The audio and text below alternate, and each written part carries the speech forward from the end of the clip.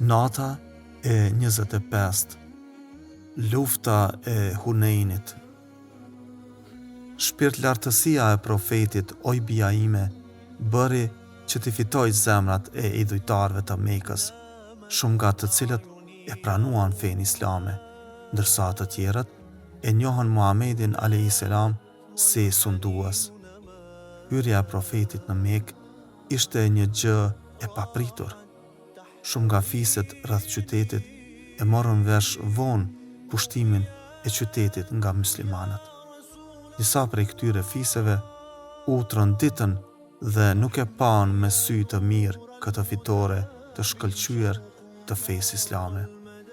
Dy prej këtyre fiseve, Havazin dhe Thekif, u mblodhen së bashku dhe pas shumë bisedimesh vendosën të bashkonin fuqitë e tyre për t'i luftuar Muhamedin a.s. bashk me shokët e tij. Rreth fuqive të këtyre dy fiseve u mblodhen dhe shumë fise të tjera. Paria e tyre urdhëroi pjesëmarrësit që të merrnin me vete pasuritë e tyre të donshme së bashku me gra dhe fëmijë. Këto ishin shenja se fiset përgatiteshin me të vërtetë për një luftë të rrept e pamëshirë. Nuk ishte kaluar më tepër se një muaj nga pushtimi i Mekës, kur profeti u njoftua për përgatitjet e fisit Havazin dhe të alatëve të tyre. Mirpo, për të u siguruar, e dërgoi një njeri që të bënte hetime.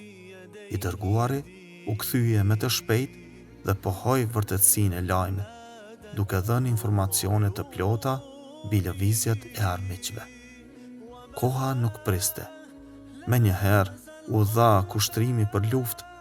Ushtria muslimane e arriti numrin e 12.000 vetave, ndër të cilët ishin edhe 2.000 Mekas.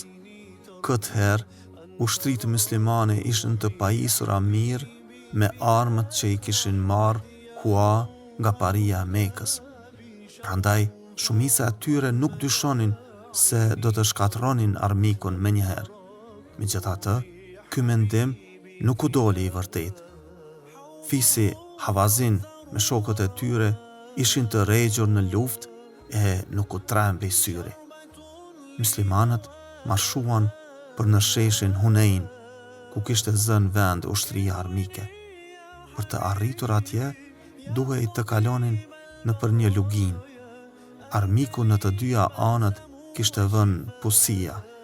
Kështu, kur ushtria muslimane arriti në lugin, u qellua pa pritmas nga të dyja anët me gur e shigjeta.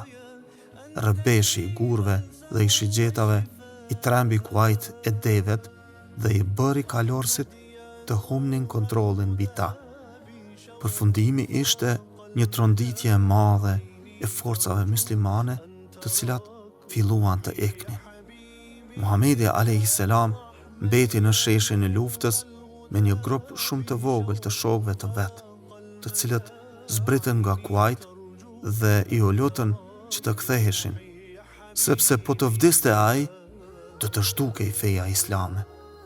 Profeti nuk e pranoi kërkesën e tyre. Ai ishte i sigurt se Zoti do ta ndihmonte dhe në fund do të fitonte, sikundër kishte ngjarë edhe herave të tjera. Ndërsa armiku qëllonte me shigjeta pa rreshtur, Muhamedi a.s. thëriste me zë të lartë: "Unë jam profeti i Zotit, s'ka dyshim se jam në të vërtetë. Unë jam nipi i Abdul Mutalibit." Profeti i bërtiti kalit dhe fluturoi në drejtim të armikut, ndërsa njëri prej shokëve të tij thirrri: "O Ensar, kthehuni se profeti po ju thret." Muslimanët, kur dëgjuan këtë ftesë, morën zemër dhe u forcuan shpirtërisht. Menjëherë u hodhën nga Muhamedi a.s. dhe luftuan trimërisht.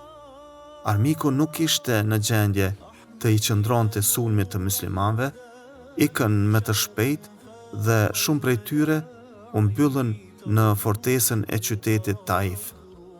Muslimanët i ndoqën dhe i rrethuan. Fortesa ishte mjaft e fortë, dhe me gjithë sulmet e muslimanëve dhe me gjithë që u vran shumë nga idhujtarët, nuk u dorëzua. Pas 20 ditësh, Muhamedi a.s. e la Taifin. Në betejën e Hunenit, muslimanët morën shumë plaçk dhe zunë më tepër se 6.000 robër. Kur erdhi radha të ndahi plaçka e luftës, Muhamedi a.s. për të i fituar zemrat e muslimanëve të rinj, u dha më tepër plaçk. Kjo gjë shkaktoi një pakënaqësi në mesin e ensarve për krahësve dhe u dëgjua përshpëritja se gjoja Muhamedi a.s. favorizoi bashkëqytetasit e tij. Përshpëritjet arritën në veshën e Muhamedit a.s., i cili menjëherë i mblodhi muslimanët dhe u tha: O ensar, kam dëgjuar se jeni dëshpëruar për mënyrën e ndarjes së plaçkës së luftës. Po, ju përgjigjen, disa prej nesh kanë shfaqur pakënaqësi. Muhamedi a.s. vazhdoi: A nuk është e vërtetë se ju keni qenë të humbur dhe Zoti me ndërmjetësinë time ju tregoi udhën e drejtë? A nuk ishit të varfër dhe nëpërmjet meje Zoti ju pasuroi? A nuk keni qenë armiq të njëri tjetrit dhe Zoti ju bashkoi dhe ju vllazëroi? Po, u përgjigjen të gjithë. Të mirat e Zotit dhe të profetit të tij mbi ne janë të shumta. Profeti i Zotit shtoi: Dhe ju keni plot të drejtë të thoni se ti erdhe ndër ne kur populli të përbuzi. Ne të besuam kur vendasit e tu të dëbuan. Ike nga vendlindja jote dhe ne të strehuam. Ti erdhe i varfër dhe ne të dham ushqim. O ju ensar, pse i prishni zemrat tuaja për gjëra të kësaj bote? Unë me dhuratat që u ashtova atyre, dëshiroja që të i forcoja në fe, në të cilën ju jeni të hekurt. A nuk jeni ju të kënaqur që të tjerët të kthehen në shtëpitë e tyre me dele e me dhi dhe me deve e kuaj, e ju vetë të ktheheni në shtëpitë tuaja, duke pasur në mesin tuaj profetin e Zotit. Dëgjoni, o ensar, ju jeni më të afërmit dhe të dashurit e mi. Unë kur nuk ju harroj.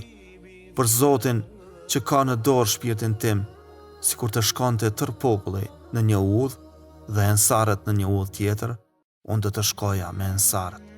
O Zot, më shiroj ensarët, fëmijët e tyre dhe fëmijët e fëmijëve të tyre. Këto fjalë të dala nga thellësia e shpirtit të Muhamedit a.s.